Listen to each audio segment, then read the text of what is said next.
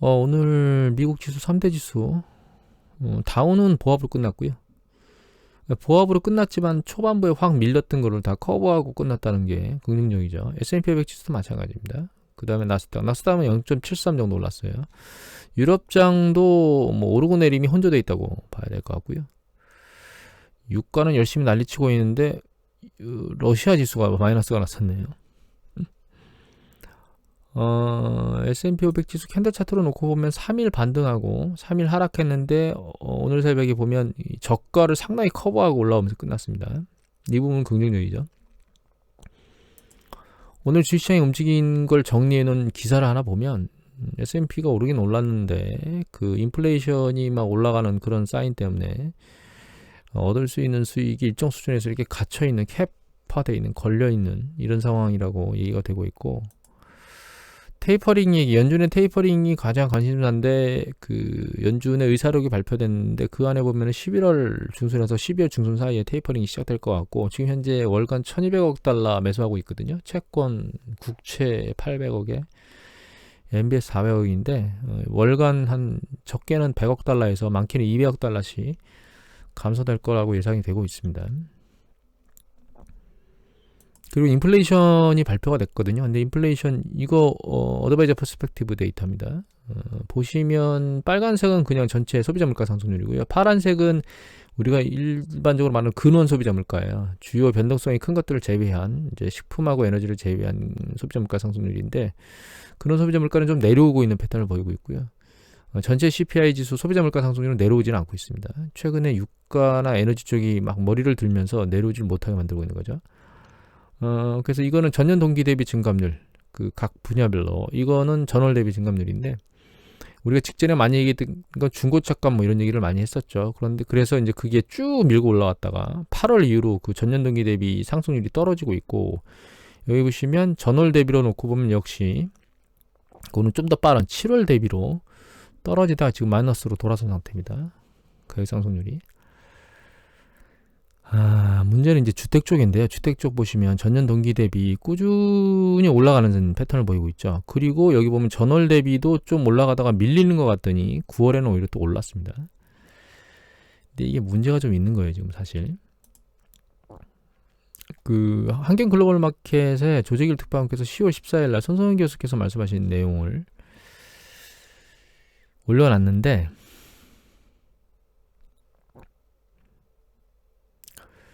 이게 공급난이 단기간에 해소되기는 어렵다고 얘기를 하고 계시죠. 그 다음에 상당 수준 일정 부분 금방 해소되지 않을 건 아닐 거라고 예측을 하고 계시고, 그리고 우려되는 거는 주택 관련 물가가 뛰고 있다는 거예요. 주택 임차료가 5년 만에 가장 큰 폭으로 뛰었다는 얘기가 나오고 있고, 주택 임차료는 향후 수개월 동안 상당히 상승하게 될 거라고 얘기를 하고 있습니다, 지금. 그러니까 이제 주택 가격이 올라가는 것뿐만 아니라 우리 미국은 전세가 없잖아요. 전부 렌트인데 그 렌트 비용도 굉장히 많이 올라가고 있다. 그래서 소비자 물가 중에 약 30%를 차지하는 임차료가 뛰고 있기 때문에 인플레이션을 더 많이 자극할 수 있다라고 하는 얘기를 하고 있습니다. 나머지 것들은 뭐 그냥 그런 얘기입니다. 그래서 보시면 이게 그 빨간색이 물가 상승률 중에서 그 주택 관련된 물가 상승률이거든요. 근데 굉장히 빨리 올라가고 있죠. 여기 탁 치고 올라가서 상승 속도가 굉장히 빨라요. 그런데 과거도 이렇게 빠른 속도로 올라간 적이 있긴 한데, 정도가 그때는 보시면 모기지 채권 수익률이거나 이 제일 큰 게 30년 모기지 채권 30년 모기지 그 이자율이거든요. 밑에 있는 게 10년 국채 수익률입니다. 파란 게. 걔 하단에서 움직이고 있었는데 지금은 걔 둘 다 뚫고 올라간 상황이에요. 이 장난이 아니라는 거죠, 지금. 또 한 가지는 이거는 미국의 아파트먼트 가이드닷컴의 데이터입니다. 보시면 이게 그 주별로 그 렌트 가격 트렌드를 보여주는 건데요. 위에 보시면 여기 베드룸 하나짜리가 전월 대비는 2.4% 올랐고요. 전년 동기 대비는 10.8% 올랐습니다. 전년 동기 대비 10% 넘는 수준의 렌트료를 내야 된다는 겁니다. 난감한 일이죠. 이런 패턴이 있는데 이게 지금 주별로 표시를 한 거거든요. 이게 원베드룸. 보시면 이게 가장 짙은 빨간색은 34.8%예요. 전년 동기 대비. 여기는 34.8이라는 얘기입니다. 여기. 그래서 이게 전체적으로 놓고 보면 좀 좋지 않은 수준으로 지금 렌트 비용이 계속 움직이고 있어요.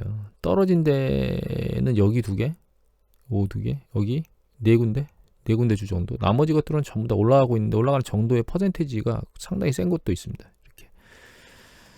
그래서 이런 것들이 결과적으로는 물가 상승률의 압력으로 작동하고 있고요. 거기에 뭐 한 가지 더 우리가 봐야 될 게 에너지 쪽인데, 에너지 쪽은 이거를 봐야 될 것 같아요. 주간동안 기사거든요. 이장훈 국제문제 애널리스트께서 10월 11일자로 올린 건데, 코로나로 직격탄을 사우디하고 러시아가 맞았죠. 왜냐면 에너지 수출이나 이런 것들로 에너지 관련된 산업이 GDP의 상당 부분을 차지하고 국가 재정 수입의 상당 부분을 차지하는데, 여기가 코로나로 직격탄을 맞으면서 작년에 완전히 박살이 났었는데 그 부분을 만회하려고 지금 애를 쓰고 있다는 겁니다. 지금 여기. 그래서 아람코 얘기가 나오고, 공급 부족에도 추가 증산이 없다라고 얘기가 나왔죠. 배럴당 뭐 40,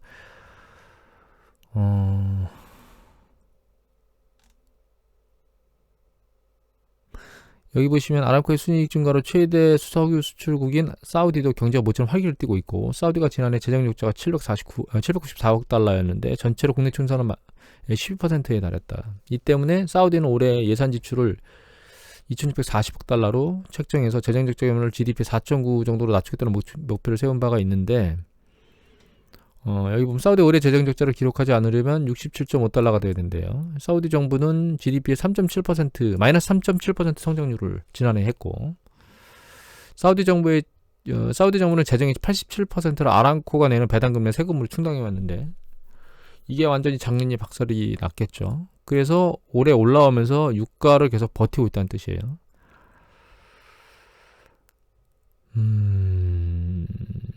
여러 가지 얘기가 나오고 있는데, 최근에 그 미국 쪽에 아이다 쪽 허리케인 아이다가 미국 석유 생산에 밀집한 멕시코판을 강타해서 그 석유 생산이 급감했는데, 이런 것들로 석유 수급이 불안정성을 띠고 있는 상황에 오펙 플러스가 7월 매달 하루 40만 배럴씩 증산하기 합의한 것도, 이게 추가적으로 추가 증산을 해야 된다고 해야 되는데, 여기 보면 10월 4일날 증산한 것 자체도 같은 규모로 증산하겠다고 했다는 거거든요. 그래서 결과적으로는 여기 보면 오펙 플러스는 유가가 배럴당 100달러가 될 때까지 추가 증산은 없다는 입장을 보이고 있다. 이게 상당히 안 좋은 얘기입니다.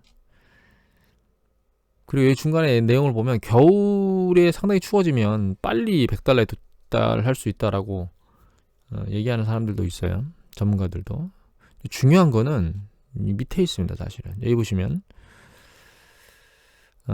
무함마드 왕세자는 최근 사우디를 방문한 제이크 설리번 미국 국가안보보장회의 안보보장회의 보좌관에게 증산 여부와 관련해서 분명한 입장을 밝히지 않았다, 이렇게 나왔죠.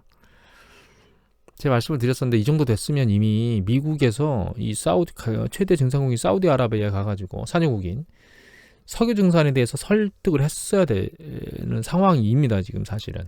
그리고 그거에 대한 얘기가 있었어야 돼요. 그런데 여기 그냥 갔는데 얘기를 했겠죠, 증산에 대해서. 그런데 증산 여부에 대해서 입장을 밝히지 않았다는 것은 그만큼 미국의 중동 쪽에서 가지고 있는 파워가 떨어졌다는 뜻이에요. 영향력이 떨어졌다는 뜻이죠. 거기다가 지난번 7월 6월 달에 아랍에미레이트가 사우디아라비아하고 서로 붙었었거든요. 나는 조금 더 증산할래, 그 정도 증산은 안 돼, 이렇게 분쟁을 일으켰는데, 지금 그 분쟁의 소리도 안 올라오고 있습니다.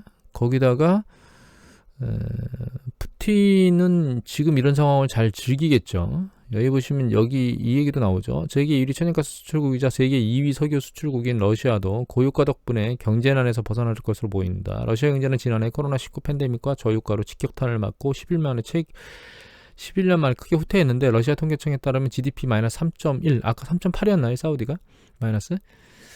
2009년 이후 최저치를 기록했는데, 러시아 원유와 천연가스 수출 비중은 지난해 전체 49, 재정수입 31.9, GDP 9.4를 차지했다. 이 때문에 블라디미르 푸틴 대통령과 러시아 정부는 유가 상승을 환영하고 있다. 유럽 각국의 천연가스가 이 수요 증가로 폭등하는데도 러시아가 천연가스 공급을 확대하지 않고 있는 이유는 최대한 이익을 챙기는 의도이기 때문이다. 이것도 있지만 정치적으로 유럽 쪽의 에너지와 관련된 것을 가지고 영향력을 키우기 위해서 최근에 그 오픈된 그런 부분들도 빨리 의회에서 유럽 의회에서 확인해 주기를 정치적으로 압박을 하고 있죠. 결과적으로는 사우디하고 러시아가 재정에 대한 충당을 하겠다는 욕구가 생겨서 의기투합하고 있고, 그것에 반기를 들고 있는 오펙 플러스의 국가들이 없으며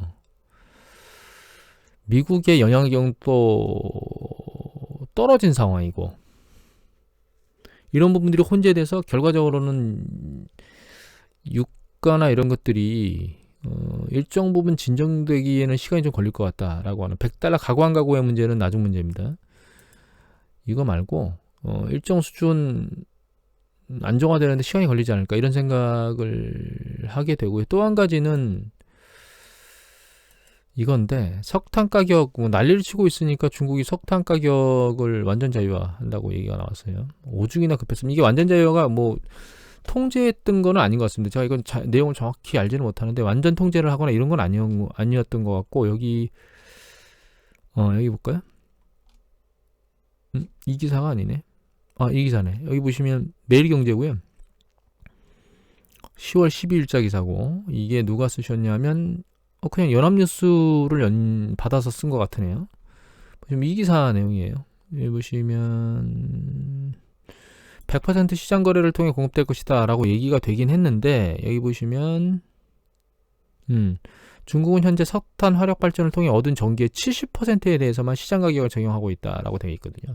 그러니까 100%라는 게 전혀 시장 가격을 적용하지 않고 100%로 간다는 뜻이 아니고, 70%는 시장 가격으로 적용하고 있고 30%는 그렇지 않은데 그걸 모두 다 적용하겠다. 이런 부분들이 그 상업용하고 산업용 쪽에, 여기 보면 중국 내 산업용 상온 전기 중 44%만이 시장 가격으로 전기를 사용하고 있으면 나머지는 고정 가격으로 전기를 공급받았는데, 이걸 전부 다 시장 가격으로 만들어 버리면 산업용과 상업용 쪽에서 전기를 아낄 수밖에 없다라고 하는 부분으로 넘어가고 있는 것 같아요.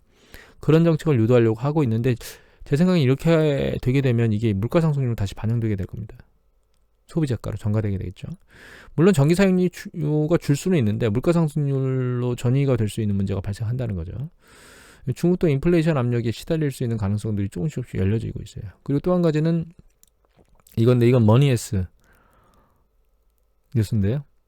10월 14일자고, 이 기사는 김동욱 기자께서 올리셨는데, 그 천연가스가 막 급등해서 올라가니까 석탄 쪽으로 눈을 좀 돌리고 있는 쪽이 있는 것 같습니다. 유럽 쪽에. 그러면 이게 또 중국 쪽이 석탄으로 전력 생산 비중이 높은데 그쪽에서 또 영향을 미치겠다, 이런 얘기를 하고 있는 거거든요.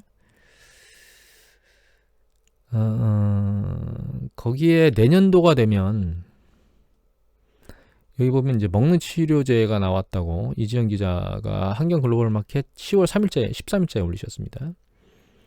근데 이거는 제가 이렇게 여기 보면 뭐 35배 책정 이런 얘기가 나왔는데, 먹어서 치료해서 상당히 심각한 상황을 해소할 수 있는 약이 나왔는데, 문제는 여기 보시면 뭐라고 되어 있냐면,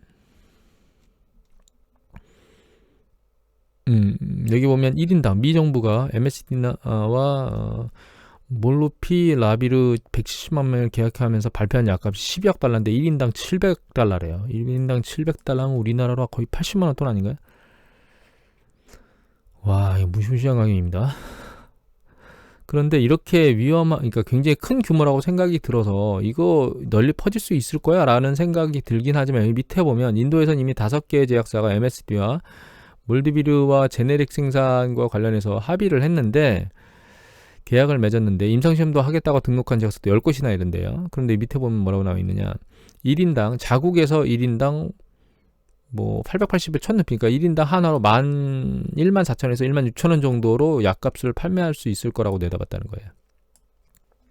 그러니까 이건 무슨 얘기냐면, 발빠르게 이렇게 제약의 제네릭을 만들 수 있는 국가라면 적은 수준으로도 생산하고 수출할 수 있을 것 같아요. 그 얘기는 코로나 팬데믹과 관련된 것이 내년이 지나면 이제 안정화와 정상화가 될 수 있다라고 하는 긍정적인 이슈로 받아들이면 될 것 같고, 그러면 수요가 늘어나는 거니까 좀 전까지 계속 봤던 에너지와 관련된 문제가 조금 수요가 늘어난다는 뜻이겠죠. 그러면 그거는 에너지 공급을 또 그때 어떻게 사우디나 러시아가 석유나 천연가스 공급을 어떻게 할 것인가에 대한 문제점이 있긴, 그 이슈가 걸려 있긴 한데, 인플레이션이 상대적으로 빠른 속도로 누그러지거나 이런 속도보다는 일정 수준은 계속 시장의 경제에 압력을 미치는 그런 요인으로 작동할 수 있겠다. 이렇게 우리가 이해를 할 수 있겠죠. 그리고 여기 보시면 레디핑크 블랙락 그 최고 경영자죠.